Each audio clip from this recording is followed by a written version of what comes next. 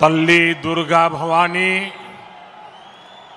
कोल्लू विन्नाई पुण्य भूमि पे मी अंदरीनी कलवड़म नाको आनंदमुगा उन्नति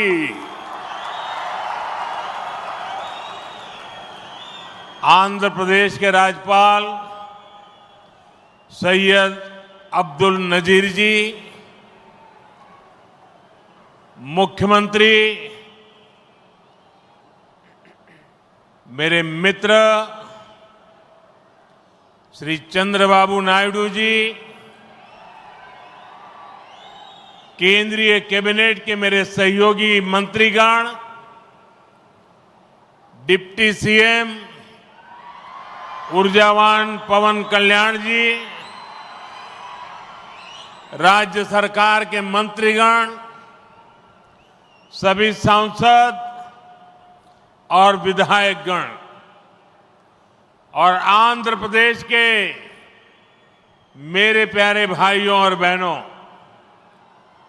आंध्र प्रदेश गवर्नर सैयद अब्दुल नजीर गारू, मुख्यमंत्री ना मित्रुలు చంద్రబాబు నాయుడు గారు, కేంద్ర మంత్రివర్గంలో నా సహచర మంత్రులు, డిప్యూటీ ముఖ్యమంత్రి శక్తివంతుడు పవన్ కళ్యాణ్ గారు, రాష్ట్ర మంత్రులు, ఎంపీలు, ఎమ్మెల్యేలు మరియు ఆంధ్రప్రదేశ్ రాష్ట్రానికి చెందిన నా ప్రియమైన సోదర సోదరీమణులారా, आज जब मैं इस अमरावती की पुण्य भूमि पर खड़ा हूं तो मुझे केवल एक शहर नहीं दिख रहा, मुझे एक सपना सच होते दिख रहा है।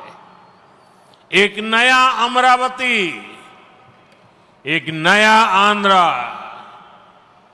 अमरावती वो धरती है जहां परंपरा और प्रगति दोनों साथ चलते हैं, जहां बौद्ध विरासत की शांति भी है और विकसित भारत के निर्माण की ऊर्जा भी है। आज यहां करीब 60,000 करोड़ रुपए के प्रोजेक्ट का शिलान्यास और लोकार्पण किया गया है। ये प्रोजेक्ट सिर्फ कंक्रीट का निर्माण नहीं है, ये आंध्र प्रदेश के आकांक्षाओं की, विकसित भारत की उम्मीदों की मजबूत नींव भी है। मैं भगवान वीरभद्र, भगवान अमरलिंगेश्वर और तिरुपति बालाजी के चरणों में प्रणाम करते हुए आंध्र प्रदेश की सम्मानित जनता को बहुत बहुत बधाई देता हूं।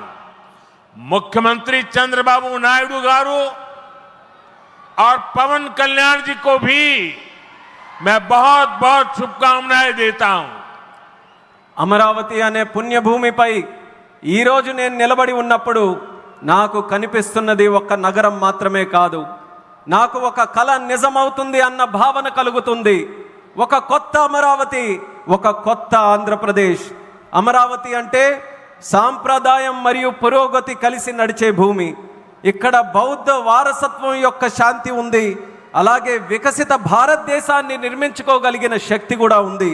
ఇవాళ సుమారు 60,000 కోట్ల రూపాయల విలువైన ప్రాజెక్టులకి శంకుస్థాపనలు మరియు ప్రారంభోత్సవ కార్యక్రమాలు చేస్తున్నాం। ఇవి కేవలం కాంక్రీట్ నిర్మాణాలు మాత్రమే కావు, ఇవి ఆంధ్రప్రదేశ్ ఆశలకు మరియు వికసిత భారతదేశ ఆశయాలకు ఒక బలమైన పునాది వేయబోతుంది। నేను వీరభద్ర స్వామికి, అమరలింగేశ్వర స్వామికి మరియు తిరుపతి వెంకన్న స్వామికి వారి పాదాలకి నమస్కరిస్తూ ఆంధ్రప్రదేశ్ ప్రజలకు హృదయపూర్వక శుభాకాంక్షలు తెలియజేసుకుంటున్నాను। అలానే ముఖ్యమంత్రి చంద్రబాబు నాయుడు గారికి, పవన్ కళ్యాణ్ గారికి నా ప్రత్యేక శుభాకాంక్షలు తెలియజేస్తున్నాను। साथियों, हम सब जानते हैं इंद्रलोक की राजधानी का नाम अमरावती था और अब अमरावती आंध्र प्रदेश की राजधानी है। ये सिर्फ संयोग नहीं है, ये स्वर्ण आंध्रा के निर्माण का भी शुभ संकेत है। स्वर्ण आंध्र विकसित भारत की राह को मजबूत करेगा और अमरावती स्वर्ण आंध्र के विजन को ऊर्जा देगी। अमरावती केवलम ओक नगरम कादु, अमरावती ओक शक्ति आंध्र प्रदेश नु आधुनिक प्रदेश का मार्चे शक्ति, आंध्र प्रदेश नु अधुनातन प्रदेश గా మార్చే శక్తి। మిత్రులారా, ఇంద్రుడు తాలూకా రాజధాని పేరు అమరావతి అని మన అందరికీ కూడా తెలుసు। ఇప్పుడు అమరావతి మన ఆంధ్రప్రదేశ్ రాష్ట్రానికి రాజధానిగా నిలిచింది। ఇది కేవలం యాదృచ్ఛికం కాదు, ఇది స్వర్ణ ఆంధ్రప్రదేశ్ రాష్ట్ర నిర్మాణానికి శుభ సూచకం అనేది తెలియజేస్తున్నాను। స్వర్ణాంధ్ర వికసిత భారతదేశ సంకల్పానికి బలమిస్తుంది। అలానే అమరావతి మన స్వర్ణాంధ్ర విజన్కు శక్తినిస్తుంది। అమరావతి అంటే కేవలం ఒక నగరం కాదు, అమరావతి ఒక శక్తి। ఆంధ్రప్రదేశ్కు ఆధునిక ఆంధ్రప్రదేశ్గా అధునాతన ఆంధ్రప్రదేశ్గా మార్చే శక్తి అని తెలియజేస్తున్నాను। साथियों, अमरावती एक ऐसा शहर होगा जहां आंध्र प्रदेश के हर नौजवान के सपने साकार होंगे। Information technology, artificial intelligence, green energy, clean industry, शिक्षा और स्वास्थ्य, आने वाले कुछ सालों में इन सारे सेक्टर्स में अमरावती एक लीडिंग सिटी बनकर खड़ा होगा। इन सारे सेक्टर्स के लिए जो भी इंफ्रास्ट्रक्चर जरूरी होगा, केंद्र सरकार उसे रिकॉर्ड स्पीड से पूरा करने में राज्य सरकार की पूरी मदद कर रही है। మిత్రులారా, అమరావతి అనేది ప్రతి ఆంధ్ర యువకుడి కలలు నిజమయ్యే నగరంగా తయారవబోతుంది। Information technology, artificial intelligence, green energy, clean industries, విద్య, ఆరోగ్య రంగాల్లో రానున్న రోజుల్లో అమరావతి దేశంలోనే ప్రధాన నగరంగా నిలవబోతుంది। ఈ రంగాల కోసం అవసరమైన మౌలిక వసతులు నిర్మించడానికి కేంద్ర ప్రభుత్వం రికార్డు స్పీడ్తో పనులు పూర్తి చేయడానికి రాష్ట్ర ప్రభుత్వానికి సంపూర్ణ సహకారం అందించబోతుందని తెలియజేస్తున్నాను। अभी हमारे चंद्रबाबू जी टेक्नोलॉजी को लेकर के मेरी भारी तारीफ कर रहे थे, लेकिन मैं आज एक रहस्य बता देता हूं। जब मैं गुजरात में नया मुख्यमंत्री बना तो मैं बाबू हैदराबाद में बैठ कर के किस किस प्रकार के इनिशिएटिव ले रहे हैं उसका बड़ा बारीकी से अध्ययन करता था और मैं उसमें से बहुत कुछ सीखता था और उसे आज मुझे लागू करने का अवसर मिला है। मैं लागू कर रहा हूं। ఇప్పుడు చంద్రబాబు గారు మీరందరి ముందు నాకు టెక్నాలజీ నాతో మొదలైందన్నట్టుగా ప్రశంసిస్తున్నారు, కానీ నేను మీ అందరికీ కూడా ఒక రహస్యం చెప్తాను। నేను సరికొత్తగా ముఖ్యమంత్రి అయినటువంటి రోజుల్లో గుజరాత్లో ఉన్నప్పుడు అప్పుడు చంద్రబాబు నాయుడు గారు ఆంధ్రప్రదేశ్లో హైదరాబాద్లో ఐటీని ఏ రకంగా డెవలప్ చేస్తున్నారో నేను క్లోజ్గా అబ్జర్వ్ చేసి అధికారులను కూడా పెట్టి అబ్జర్వ్ చేయించి ఆ రోజు నేను చాలా దగ్గరగా తెలుసుకున్నటువంటి విషయాలు మళ్ళీ తిరిగి ఈరోజు ఆంధ్రప్రదేశ్కి వచ్చి మళ్ళీ మీ అందరి ముందు ఈరోజు నేను చేయగలుగుతున్నానన్నది తెలియజేస్తున్నాను। और मैं अपने अनुभव से कहता हूं, फ्यूचर टेक्नोलॉजी हो,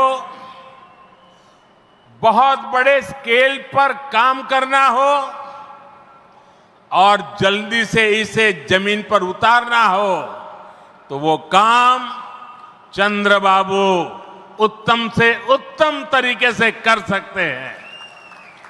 అలాగే నా అనుభవంతో చెప్తున్నాను, పెద్ద స్కేల్లో ప్రాజెక్టులు చేయాలన్నా తొందరగా అవి పూర్తి చేయాలన్నా మంచి క్వాలిటీతో అవన్నీ కూడా పూర్తి చేయాలన్నా దేశంలో చంద్రబాబు నాయుడు గారి కంటే దాంట్లో మిన్న మరెవ్వరూ కూడా లేరు అనేది ఈ సభాముఖంగా తెలియజేస్తున్నాను। साथियों, 2015 में मुझे प्रजा राजधानी का शिलान्यास करने का अवसर मिला था। बीते सालों में केंद्र सरकार ने हर प्रकार से अमरावती के लिए मदद दी है। यहां बेसिक इंफ्रास्ट्रक्चर के निर्माण के लिए सभी कदम उठाए गए हैं। अब चंद्रबाबू गारू के नेतृत्व में राज्य सरकार बनने के बाद सारे ग्रह जो लगे थे अब हट गए हैं। यहां विकास कार्यों में तेजी आ गई है। हाई कोर्ट, विधानसभा, सेक्रेटेरिएट, राजभवन, ऐसी कई जरूरी बिल्डिंग बनाने के कामों को भी प्राथमिकता दी जा रही है। మిత్రులారా 2015లో ప్రజల రాజధానిగా అమరావతికి నేను శంకుస్థాపన చేశాను. గత 10 ఏళ్లలో కేంద్ర ప్రభుత్వం అమరావతికి అన్ని రకాలుగా మద్దతుగా నిలిచింది. ఇక్కడ మౌలిక వసతుల నిర్మాణానికి అవసరమైన ప్రతి అడుగు కూడా వేసింది. ఇప్పుడు చంద్రబాబు నాయుడు గారి నాయకత్వంలో ప్రభుత్వం ఏర్పడిన తర్వాత అభివృద్ధి మరింత వేగంతో ముందుకు వెళ్తుంది. ఇక్కడ హైకోర్టు, అసెంబ్లీ, సచివాలయం, రాజ్భవన్ వంటి అవసరమైన నిర్మాణాలకు ప్రస్తుతం ప్రాధాన్యత ఇస్తుంది. साथियों, एनटीआर गारू ने विकसित आंध्र प्रदेश का सपना देखा था। हमें मिलकर अमरावती को, आंध्र प्रदेश को विकसित भारत का ग्रोथ इंजन बनाना है। हमें एनटीआर गारू का सपना पूरा करना है। चंद्रबाबू गारू, ब्रदर पवन कल्याण, इदी मनमू చెయ్యాలి, ఇది మనమే చెయ్యాలి. మిత్రులారా, ఎన్టీఆర్ గారు వికసిత్ ఆంధ్రప్రదేశ్ కోసం కల కన్నారు. మనమందరం కలిసి అమరావతి మరియు ఆంధ్రప్రదేశ్ని వికసిత భారతదేశానికి గ్రోత్ ఇంజన్గా తయారు చేయాలి. మనం ఎన్టీఆర్ గారి కలల్ని నిజం చేయాలి. నారా చంద్రబాబు నాయుడు గారు, అలాగే సోదరులు పవన్ కళ్యాణ్ గారు, ఇది మనం చేయాలి, ఇది మనమే చేయాలి.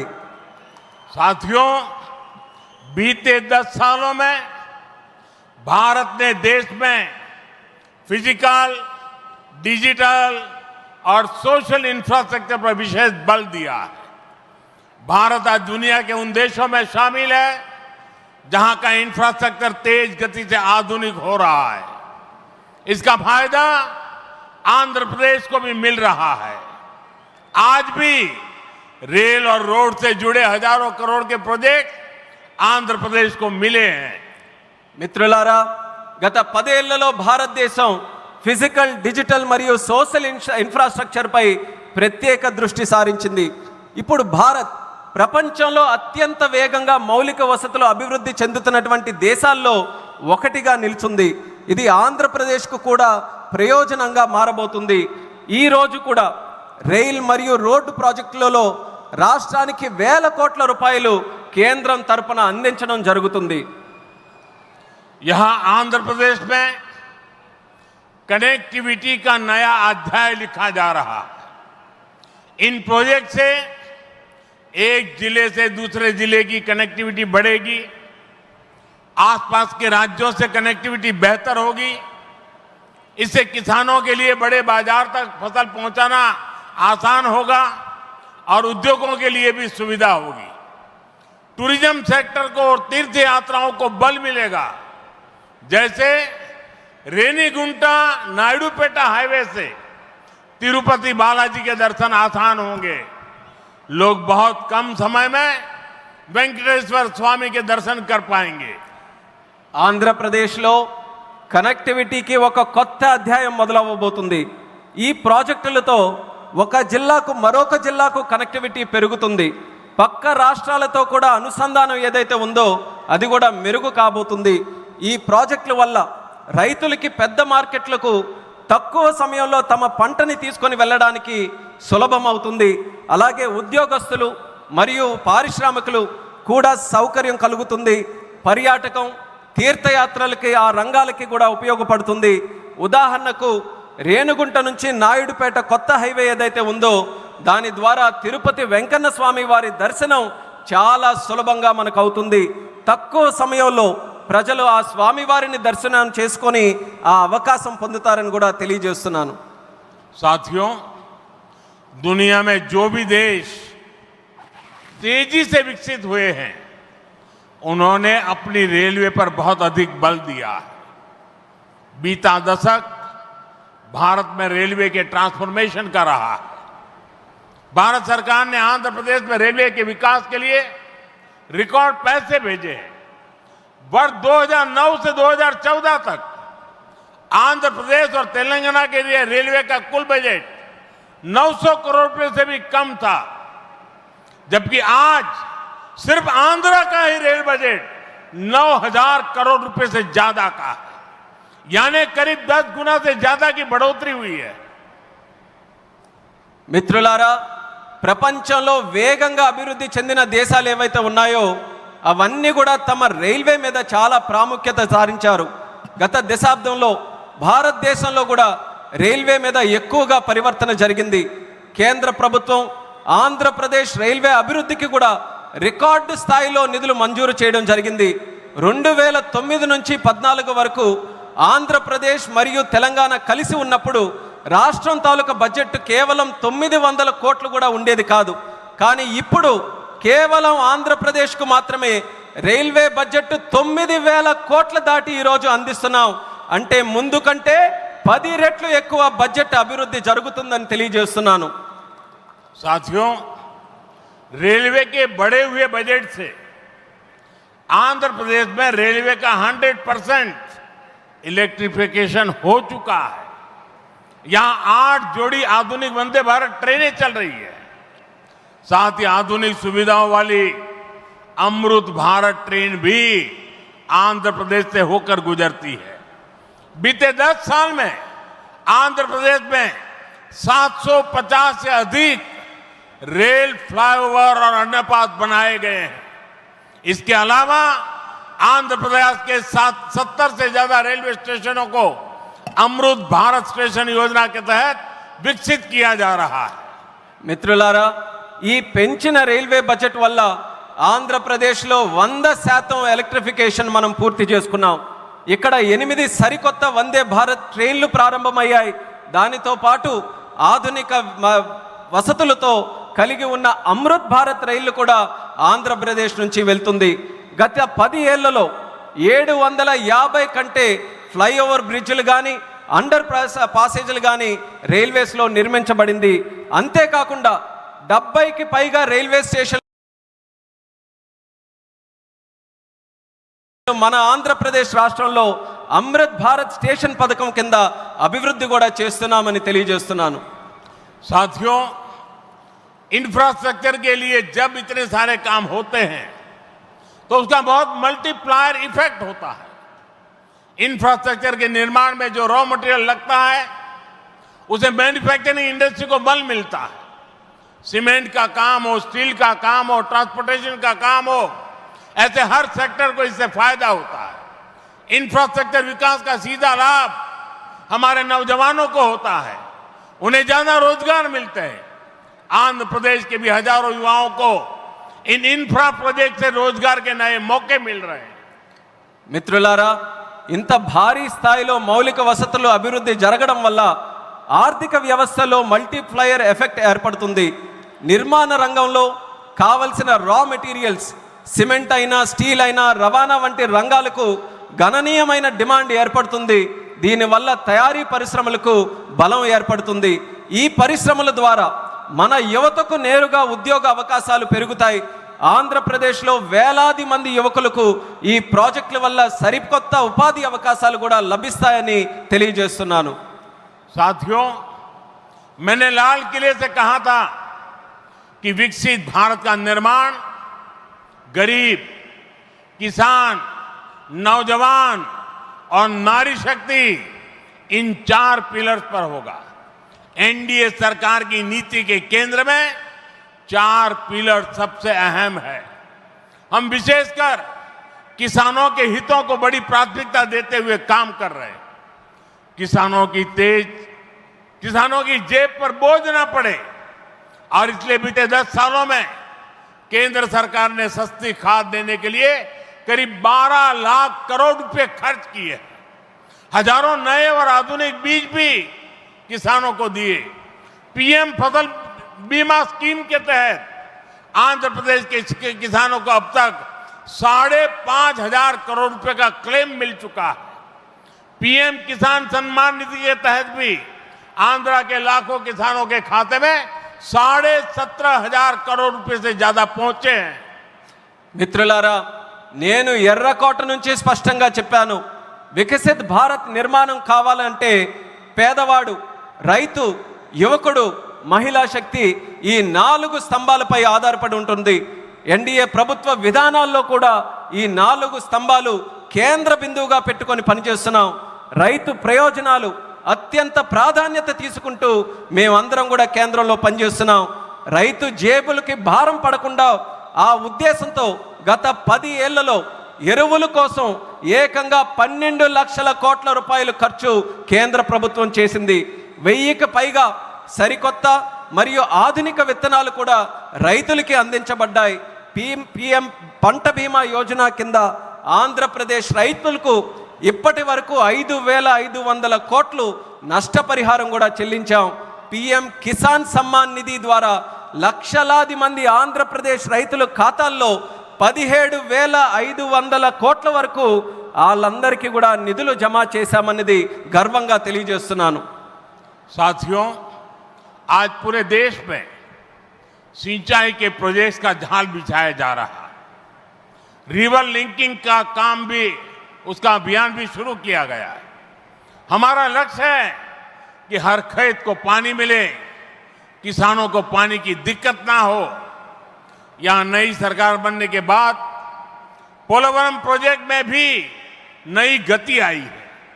आंध्र प्रदेश के लाखों करोड़ों लोगों का इस प्रोजेक्ट से जीवन बदलने वाला है।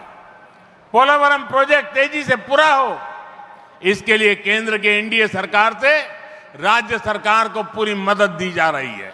మిత్రులారా, దేశవ్యాప్తంగా ఇరిగేషన్ ప్రాజెక్టులు నిర్మిస్తున్నాం. అలాగే నదుల అనుసంధాన కార్యక్రమం కూడా మేము ప్రారంభించాం. మా లక్ష్యం ప్రతి పొలానికి నీరు అందించాలి, రైతుకి నీటి సమస్య అనేది రాకూడదు. ఇప్పుడు రాష్ట్రంలో ఎన్డీఏ ప్రభుత్వం ఏర్పడిన తర్వాత పోలవరం ప్రాజెక్టు పనుల్లో కూడా వేగం మరింత పుంజుకుంది. ఈ ప్రాజెక్టు ద్వారా లక్షలాది కోట్లాది మంది ప్రజలు, రైతుల తాలూకా జీవితం మారబోతుంది. పోలవరం ప్రాజెక్టు త్వరగా పూర్తవ్వాలని కేంద్ర ఎన్డీఏ ప్రభుత్వం అలాగే రాష్ట్ర ఎన్డీఏ ప్రభుత్వం పూర్తిగా సహకారంతో కలిసిమెలిసి పనిచేస్తాయని తెలియజేస్తున్నాను. साथियों, आंध्र की धरती ने दशकों से भारत को स्पेस पावर बनाने में बहुत बड़ी भूमिका निभाई है. श्री हरिकोटा से जब जब कोई मिशन लॉन्च होता है तो कोटि कोटि भारतीयों को गर्व से भर देता है. करोड़ों भारतीय नौजवानों को यह क्षेत्र स्पेस के प्रति आकर्षित करता रहा है. अब आज देश को, हमारे डिफेंस सेक्टर को मजबूत करने वाला नया संस्थान भी मिला है. कुछ देर पहले हमने डीआरडीओ की नई मिसाइल टेस्टिंग रेंज की आधारशिला रखी है. नागया लंका में बनने जा रही नवदुर्गा टेस्टिंग रेंज मां दुर्गा की तरह देश की डिफेंस पावर को शक्ति देगी. मैं इसके लिए भी देश के वैज्ञानिकों को, आंध्र प्रदेश के लोगों को बधाई देता हूं. మిత్రులారా, మన ఆంధ్ర భూమి దశాబ్దాలుగా భారతదేశానికి అంతరిక్ష శక్తి అవతరించడంలో ప్రధాన పాత్ర పోషిస్తుంది. శ్రీహరికోట నుంచి లాంచ్ అయ్యే ప్రతి రాకెట్ ప్రయోగం కోట్లాది మంది భారతీయుల్ని గర్వపడేలా చేస్తుంది. అలాగే కోట్లాది మంది భారతదేశ యువకులను ఈ అంతరిక్ష రంగం ఇప్పుడు ఆకర్షిస్తుంది. ఇప్పుడు దేశ రక్షణను బలోపేతం చేసే ఒక కొత్త సంస్థను కూడా మనం ప్రారంభిస్తున్నాం. కొద్దిసేపటి క్రితం డిఆర్డిఓ నవదుర్గ మిసైల్ లాంచింగ్ రేంజ్కి శంకుస్థాపన చేశాం. నాగాయలంకలో నిర్మించబోయే ఈ కేంద్రం మన కనకదుర్గమ్మల దేశ రక్షణకు శక్తిని నిరంతరం కూడా ఇస్తుంది. ఇందుకు శాస్త్రవేత్తలకు ఆంధ్ర రాష్ట్ర ప్రజలకు హృదయపూర్వకమైనటువంటి అభినందనలు నేను తెలియజేస్తున్నాను. साथियों, आज भारत की ताकत सिर्फ हमारे हथियार ही नहीं है, बल्कि हमारी एकता भी है। एकता का यही भाव हमारे एकता मॉल्स में मजबूत होता है। देश के अनेकों शहरों में एकता मॉल्स बनाए जा रहे हैं। मुझे खुशी है कि अब विशाखापत्तनम में भी एकता मॉल बनेगा। इस एकता मॉल में देश भर के कारीगरों, हस्तशिल्पियों के बड़े प्रोडक्ट एक ही छत के नीचे मिलेंगे। ये भारत की डायवर्सिटी से सबको जोड़ेगा। एकता मॉल से लोकल इकोनॉमी को भी गति मिलेगी और एक भारत श्रेष्ठ भारत की भावना की भी और अधिक मजबूत होगी। మిత్రులారా, ఈరోజు భారత్ యొక్క శక్తి కేవలం ఆయుధాల్లోనే లేదు, మన ఐక్యతలో కూడా ఉంటుంది. ఈ ఐక్యత భావమే మన ఏక్తా మాల్స్కు మరింత బలోపేతం చేస్తుంది. దేశంలో అనేక నగరాల్లో ఈ మాల్స్ని మనం నిర్మించబోతున్నాం. ఇప్పుడు విశాఖపట్నంలో కూడా ఒక ఏక్తా మాల్ నిర్మించడం కోసం మనం ఈరోజు శంకుస్థాపన చేశాం. దానికి నాకెంతో ఆనందంగా ఉంది. ఇక్కడ దేశవ్యాప్తంగా ఉన్న హస్త కళాకారులు వాళ్ళ ఉత్పత్తులు ఒకే చోట అందుబాటులో మనకు ఉంటాయి. ఈ మాల్ భారత వైవిధ్యాన్ని అనుసంధానిస్తుంది. లోకల్ ఎకానమీకి కూడా ప్రోత్సాహం ఇచ్చేలా ఈ మాల్ నడుస్తుంది. అలాగే ఏక్ భారత్ శ్రేష్ఠ భారత్ అనే భావనను మరింత బలోపేతం చేస్తుందని తెలియజేస్తున్నాను. साथियों, अभी हमने चंद्रबाबू जी को सुना। उन्होंने 21 जून अंतर्राष्ट्रीय योगा दिवस की चर्चा की। मैं चंद्रबाबू का, आंध्र की सरकार का और आंध्र के लोगों का आभारी हूं कि आपने अंतर्राष्ट्रीय योग दिवस के लिए देश का प्रमुख कार्यक्रम आंध्र में करने के लिए निमंत्रण दिया। मैं इसके लिए आपका आभार व्यक्त करता हूं और जैसा आपने कहा है, मैं स्वयं भी 21 जून को आंध्र के लोगों के साथ योग करूंगा और दुनिया का एक कार्यक्रम यहां पर होगा। इस कार्यक्रम का महत्व इसलिए भी है कि अंतर्राष्ट्रीय योग दिवस का 10 साल की यात्रा का ये 10वीं साल का महत्वपूर्ण पड़ाव है। पूरे विश्व में योग के प्रति एक आकर्षण है। इस बार पूरी दुनिया 21 जून को आंध्र की तरफ देखेगी और मैं चाहूंगा कि आने वाले 50 दिन पूरे आंध्र में योग को लेकर के एक जबरदस्त वातावरण बने, स्पर्धाएं हो और वर्ल्ड रिकॉर्ड करने का काम आंध्र प्रदेश करके पूरी दुनिया को चकित कर दे। और मैं मानता हूं चंद्रबाबू जी के नेतृत्व में ये होके रहेगा। మిత్రులారా, ఇప్పుడే మనం చంద్రబాబు నాయుడు గారిని విన్నాం. అంతర్రాష్ట్రీయ యోగా దినం జూన్ 21న మనం చేసుకోబోతున్నాం. దానికి చంద్రబాబు నాయుడు గారికి, ఏపీ గవర్నమెంట్కి, అలాగే రాష్ట్ర ప్రజలకి అందరికీ కూడా నేను ధన్యవాదాలు తెలియజేసుకుంటున్నాను నన్ను ఆ రోజు ఇక్కడ ఆహ్వానించినందుకు. ఆ రోజు తాలూకా ప్రత్యేకత ఏంటంటే, మనం జూన్ 21 యోగా దినం, ప్రపంచ యోగా దినం ప్రకటించి 10 సంవత్సరాలు కాబోతుంది. ఆ రోజు కేవలం ఆంధ్రాలో యోగా ప్రచారం చేయడమే కాదు, ప్రపంచం మొత్తం ఉన్నటువంటి ప్రజలందరూ కూడా ఆంధ్రప్రదేశ్ రాష్ట్రం వైపు చూసేలా మనం అందరం కూడా చేయాలి. అది చేయాలనంటే ఈ ఉన్నటువంటి 50 రోజులు ఏదైతే ఉందో, ప్రతి ఊరిలో, ప్రతి గ్రామంలో, ప్రతి వీధిలో కూడా, ప్రతి ఇంటిలో కూడా యోగాని మరింత ప్రాముఖ్యత తీసుకొని వచ్చే విధంగా కార్యక్రమాలు చేస్తూ వరల్డ్ రికార్డు సాధించే విధంగా ఈ 50 రోజులు కూడా మనం అందరం వినియోగించుకోవాలి. నాకు నమ్మకం ఉంది, చంద్రబాబు నాయుడు గారి తాలూకా నాయకత్వంలో అది ఖచ్చితంగా మనం సాధించగలగాం. అది మీరందరి తాలూకా సమక్షంలో విశాఖపట్నంలో ఏర్పాటు చేయబోయే యోగా కార్యక్రమంలో మీ అందరి ఆహ్వానం మేరకు నేను ఖచ్చితంగా వస్తాను. ఆ రోజు మనమందరం కూడా కలిసి యోగా చేద్దాం. ఆ రోజు ప్రపంచం తాలూకా దృష్టి యోగా వైపు, అలాగే భారతదేశం వైపు కూడా మళ్ళిద్దామని ఈ సభాముఖంగా తెలియజేసుకుంటున్నాను.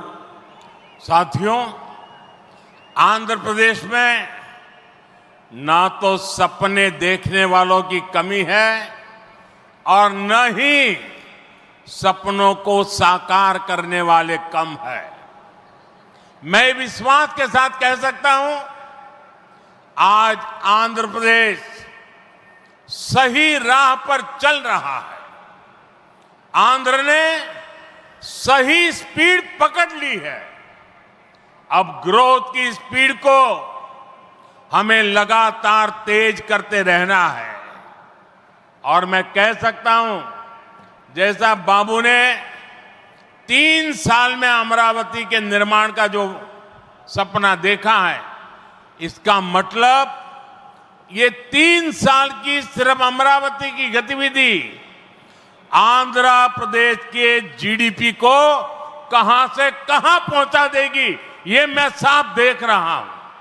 मैं आंध्र प्रदेश की जनता को, यहां जो मेरे सहयोगी बैठे हैं, सभी को फिर आश्वस्त करता हूं, आंध्र प्रदेश की प्रगति के लिए आप मुझे हमेशा अपने साथ कंधे से कंधा मिलाकर चलते हुए देखेंगे। एक बार फिर आप सभी को बहुत बहुत शुभकामनाएं। मी अंदरी आशीर्वादमुतो ఈ కుటుంబీ ఆంధ్రప్రదేశ్ అభివృద్ధికి కట్టుబడి ఉన్నది. ధన్యవాద్. మిత్రులారా, ఆంధ్రప్రదేశ్లో కలలు కనే వాళ్ళ సంఖ్య తక్కువేమీ కాదు. అలానే ఆ కలలను నిజం చేసే వాళ్ళకి కూడా తక్కువేమీ కాదు. నేను నమ్మకంతో చెప్తున్నాను, ఇవాళ ఆంధ్రప్రదేశ్ ఒక సరైన మార్గంలో నడుస్తుంది. అలానే సరైన వేగంతో ముందుకు వెళ్తుంది.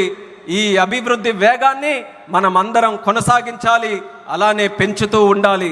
ఇప్పుడే చంద్రబాబు నాయుడు గారు మాట్లాడుతూ చెప్పారు, 3 సంవత్సరాల్లో అమరావతి తాలూకా పనుల్ని పూర్తి చేస్తామని.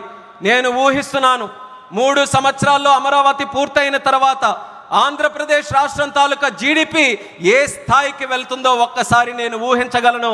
అది ఆంధ్రప్రదేశ్ రాష్ట్రం తాలూకా చరిత్రను మార్చబోతుందని తెలియజేస్తున్నాను.